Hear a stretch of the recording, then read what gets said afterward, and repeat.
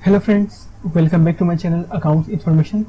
तो फ्रेंड्स, इस वीडियो के अंदर मेरा टॉपिक ये है कि अगर कोई शख्स नया स्कूल खोले या कोई नई कंपनी खोले और उसके कोई अखराजात हैं या फिर उसके पास कोई रेवेन्यू या कोई इनकम है, तो वो सोचता है कि अब उसको क्या हेड बनाने चाहिए या फिर वो उस एंट्री को किस हेड में डाले, या फिर अगर उसके पास कोई वाउचर आते हैं तो उसको पता चले कि हाँ ये चीज़ कहलाती है। तो फ्रेंड्स, इससे रिलेटेड आज मैंने एक वीडियो बनाई है आपके लिए ताकि आपको पता चले, थोड़ी गाइडेंस मिल सके आपको कि नरेशन किस तरीके से लिखी जाती है या फिर नरेशन का ताल्लुक किस हेड से होता है, या फिर अगर आप कोई वाउचर बनाते हैं तो उसके अंदर आप क्या चीज़ ऐसी लिखेंगे कि आपको पता चले कि हाँ ये वाउचर इस तरह का होना चाहिए, या फिर ये एक्सपेंस है, ये हेड है, या फिर ये मेरे पास रेवेन्यू है तो इसको इस हेड के अंदर होना चाहिए। तो और हेड किस किस तरीके के होते हैं, मेरे पास तकरीबन 81 या फिर 69 के करीब कुछ हेड हैं, अच्छे खासे हेड है मेरे पास। तो फ्रेंड्स, आई होप कि आप पे काम आएंगे। तो फ्रेंड्स, आप मेरी वीडियो को शुरू से लेकर अंत तक लाजमी देखें ताकि मेरी जो वीडियो बनाने का मकसद है ताकि आप समझ सकें ये पूरा हो सके। तो फ्रेंड्स, अगर आपने मेरे चैनल अकाउंट्स इन्फॉर्मेशन को अभी तक सब्सक्राइब नहीं किया है तो फ्रेंड्स आप मेरे चैनल को लाजमी सब्सक्राइब कर दें और साथ ही दिए बेल आइकन प्रेस करें ताकि मेरी आने वाली वीडियो आपको बहुत खुशी रहे। तो फ्रेंड्स, शुरू करते हैं आज वीडियो, देखते हैं कि आप इसको किस तरह समझ सकते हैं। तो फ्रेंड्स, ये मेरी एक्सेल की स्क्रीन है। इसके अंदर आप देखेंगे accounts information, detail of head of account, index of head of account और ये सीरियल नंबर। तो फ्रेंड्स, मैंने ये बराबर में सारे जीएल नंबर लिखे हुए हैं ताकि आपको पता चले कि मेरे पास टोटल कितने हेड है और कितने मैं यूज करता हूँ इसके अंदर से। ठीक है, तो मेरे पास तकरीबन 81 हेड है इसके अंदर अभी। तो अगर हेड को आप देखें कि एडमिशन फी, अगर आपको कोई स्कूल है तो फिर आप क्या करते हैं कि बच्चों से फीसेस वगैरह चार्ज करते हैं, तो उनको आप डालेंगे एडमिशन फी के अंदर। या फिर फर्ज करें कि आपके पास कुछ फॉर्म है, आपने फॉर्म कहीं से खरीदे, तो खरीदने पर फॉर्म आप लिखेंगे स्टेशनरी। ठीक है ना, स्टेशनरी मेरे पास है यहाँ पे GL43 ये बल्कि मेरे पास स्टेशनरी है प्रिंटिंग एंड स्टेशनरी GL45। ठीक है, कोई पेपर, पेंसिल, रबड़, कटर, स्केल वगैरह या पेपर कोई भी आप खरीदें तो वो आप डालेंगे प्रिंटिंग एंड स्टेशनरी के अंदर, या फिर कलर से रिलेटेड जो भी आपकी चीजें होंगी वो आपकी आएंगी प्रिंटिंग एंड स्टेशनरी के अंदर। ठीक है, और फिर आपने कुछ फॉर्म्स खरीदे, कुछ पेपर खरीदे, फिर वो आपने बच्चों में तकसीम किए, फिर आपने बोला कि इस फॉर्म के भी कुछ चार्जेस होते हैं, जैसे एक फॉर्म 200 रुपए का है तो आपके तकरीबन 200 फॉर्म निकल गए तो कितने आपके पास इनकम आई, तो उस इनकम को आप लिखेंगे एडमिशन फॉर्म के अंदर।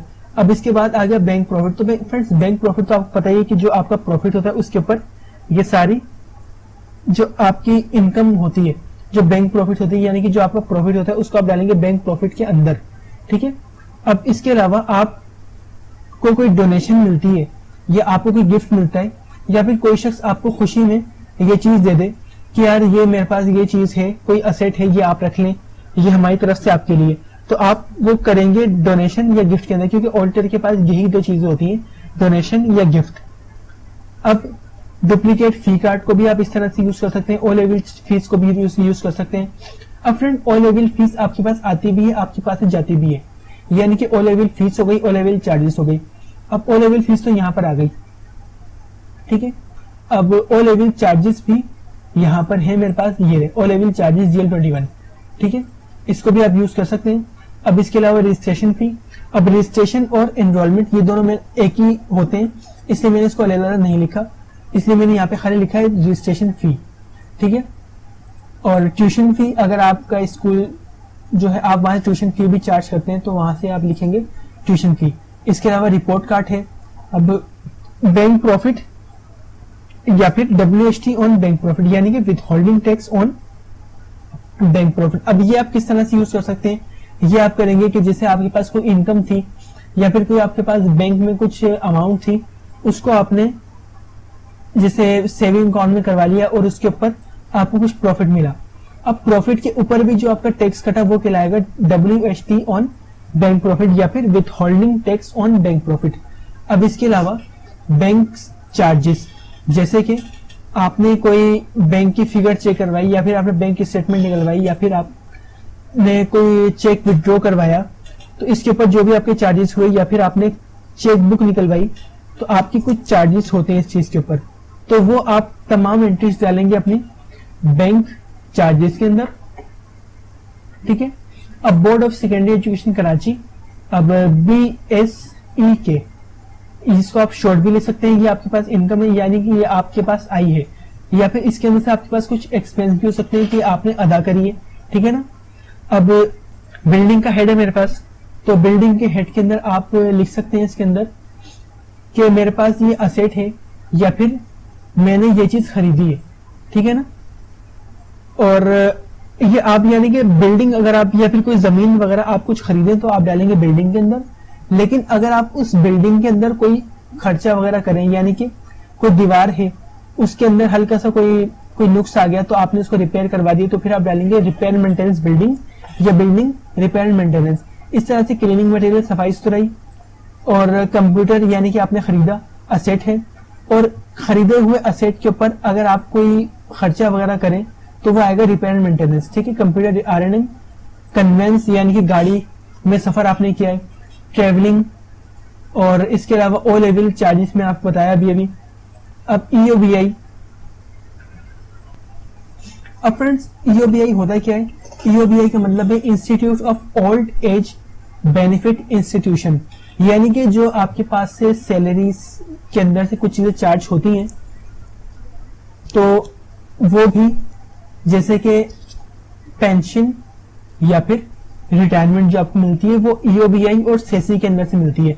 अब सेसी क्या होता है वो यहाँ पे मैंने लिखा है, SESSI contribution, SESSI correspondence, SESSI education cess. अब सेसी की फुल फॉर्म क्या है? SESSI, Sindh employ social security institution, ठीक है ना। अब ये भी कुछ कंट्रीब्यूशन होता है इसके अंदर से। अब EOBI हो गया, EOBI claim, EOBI contribution, EOBI correspondence, ठीक है। अब इलेक्ट्रिसिटी के अंदर से भी वो चीजें होती है जैसे आपने बिल कुछ पे किए, अब ठीक है। अब इलेक्ट्रिसिटी वर्क रिपेयर मेंटेनेंस, जैसे कोई आपने तार वगैरह खरीदे, कोई मीटर के अंदर आपके कोई खर्चा आ गया, या पंखा आपका खराब हो गया वो आपने ठीक करवाया, या फिर कोई इस तरह की जो आपका इलेक्ट्रिशियन ठीक करे और आप उसको कुछ चार्जेस दें, वो आपका कहलाएगा रिपेयर मेंटेनेंस इलेक्ट्रिकल वर्क। खाने पीने का खर्चा जो हो गया वो आप डालेंगे एंटरटेनमेंट के अंदर। इक्विपमेंट आपका असासा होता है, असासे के अंदर जो आप खर्चा वगैरह करें वो आपका इक्विपमेंट रिपेयर मेंटेनेंस कहलाएगा। इवेंट कॉन्फ्रेंस जैसे कोई त्यौहार, उसके अंदर ये खर्चात आपके इवेंट कॉन्फ्रेंस कहलाएंगे। गार्डन मेंटेनेंस यानी कि जो आपका गार्डन जो खेत वगैरह हो गया वो उसके अंदर जो आपने खर्चा वगैरह किया, जैसे पानी वगैरह डलवा दिया, पानी का कोई अखराजात हो गए, या फिर आपने कोई खुदाई वगैरह करवा दी इसके अंदर, या फिर खांसे वगैरह लगवाई, या कोई पौधा लगाया उसके अंदर आपको अखराजात हुए, या फिर बीज डाले, बीज जो है वो आपने खरीदे तो वो आप खर्चा में डालेंगे तो गार्डन मेंटेनेंस उसके अंदर आ जाएगा, ठीक है। गैस चार्जेस जो आपके बिल्स वगैरह होते हैं, इसके अलावा जनरेटर फ्यूल और जनरेटर आपने रिपेयर करवाया वो, IDCL कंट्रीब्यूशन, इसके अलावा insurance and taxes, internet charges, miscellaneous यानी कि छोटे मोटे अखराजात। अब मिसलेनियस आपके पास आते भी हैं, मिसलेनियस के कुछ एक्सपेंस भी होते हैं, ठीक है। अब फोटोकॉपियर, अगर आपके पास कोई मशीन है तो उसके आपने कुछ रिपेयरिंग करवाई तो उसका आप हेड बना देंगे। फोटोकॉपी चार्जेस, जैसे आप बाहर हैं और बाहर से आपने कुछ चार्जेस वगैरह किए तो फिर आप उसका एक वाउचर बनाएंगे कि मैंने अपने पास ये पैसे दिए, ठीक है। तो फोटोकॉपी चार्जेस उसके अंदर आप डाल देंगे। अब प्लम्बिंग, उसके कोई अखराजात हो गया, और इसके अलावा प्लम्बिंग रिपेयर मेंटेनेंस हो गया कुछ, और इसके अलावा पोस्टेज एंड स्टैम्प ये हो गया। प्रिंटिंग एंड स्टेशनरी जो मैंने आपको बताया कि जो भी आप चीजें खरीदेंगे जैसे पेपर है, पेंसिल है, रबड़, कटर, इस तरह की चीजें जो आपकी प्रिंटिंग एंड स्टेशनरी के अंदर आती है वो आप इसके अंदर डालेंगे। प्रोविडेंट फंड जो है ये आप डालेंगे, जैसे आपकी रिटायरमेंट और पेंशन वगैरह से रिलेटेड ये भी होता है। इसके अलावा ऑडिटर रिम्यूनरेशन जो है तो वो आप अदा करते हैं एक ऑडिटर को, क्योंकि वो आपका सालाना ऑडिट करता है। इसके अलावा रिजर्व फंड होता है। इसके अलावा सेसी जो मैंने आपको बताया अभी। इसके अलावा सैलरीज की मेरे पास 3 कैटेगरीज हैं, salary teacher staff, salary domestic और salary substitute part time. Salary domestic यानी कि कोई एडमिन या कोई टीचर स्टाफ, ठीक है। डोमेस्टिक कोई किचन वगैरह काम करने वाली या कोई सफाई सुथराई करने वाले लोग, कोई क्लीनर, कोई गार्डनर, इस तरह के लोग जो है आपके डोमेस्टिक स्टाफ कहलाते हैं, वो आप इसमें डालेंगे। स्कूल यूनिफॉर्म आपने खरीदा लेकिन आपने उसको थोड़ा इनकम या फिर थोड़े प्रॉफिट के साथ आपने उसको सेल कर दिया बच्चों को, तो वो भी आप डालेंगे इसकी जो भी आपकी इनकम होगी, ठीक है। साइंस लेबोरेटरी अगर कोई है उसकी कोई इनकम डालेंगे। साइंस लेबोरेटरी के अंदर कोई जो भी एक्सपेंस हो वो आप डालेंगे। सिक्योरिटी चार्जेस जो आपने गार्ड वगैरह हायर किए हैं सिक्योरिटी के लिए वो आप डालेंगे इसके अंदर। अब आपका कोई स्टूडियो है वो आप डालेंगे। कोई स्पोर्ट्स मटेरियल है, अगर आपके पास कोई इनकम हो रही तो इनकम में डालेंगे, एक्सपेंस हो रही तो एक्सपेंस में डालेंगे। टेलीफोन आपने खरीदा, मोबाइल का खर्चा हो गया वो आप इसमें डालेंगे। फिर मोबाइल के अंदर कोई अखराजात हो गए, जैसे कोई टूट फूट हो गई तो आप इसमें डालेंगे। टेस्ट वगैरह हुआ या कोई एग्जाम हुआ तो फिर उसके अंदर आपके कोई एक्सपेंस वगैरह हुए, जैसे आपने कुछ पेपर वगैरह खरीदे बच्चों के लिए तो आप इसके अंदर डालेंगे। या फिर आपने बच्चों से कुछ चार्जेस लिए तो वो आप इनकम में डालेंगे। या फिर कोई फंड है वो आपने ट्रांसफर कर दिया किसी और अकाउंट में तो आप डालेंगे ट्रांसफर ऑफ फंड के अंदर। व्हीकल आपका असेट है, कोई गाड़ी वगैरह आपने खरीदी तो वो आप इसके अंदर करेंगे। अब व्हीकल को यूज करने के लिए आपको फ्यूल चाहिए तो फ्यूल आपने खरीदा, व्हीकल फ्यूल आप इसमें डाल देंगे। ठीक है, अब व्हीकल जो है आपको कोई इसमें अखराजात आ गए, कोई टूट फूट हो गई या फिर आपने कोई रिपेयरिंग करवाई तो आप डालेंगे व्हीकल RNM। ठीक है, अब कोई यूटिलिटी से खर्चा है या फिर कोई विथ होल्डिंग टैक्स है तो वो आप इसमें डालेंगे।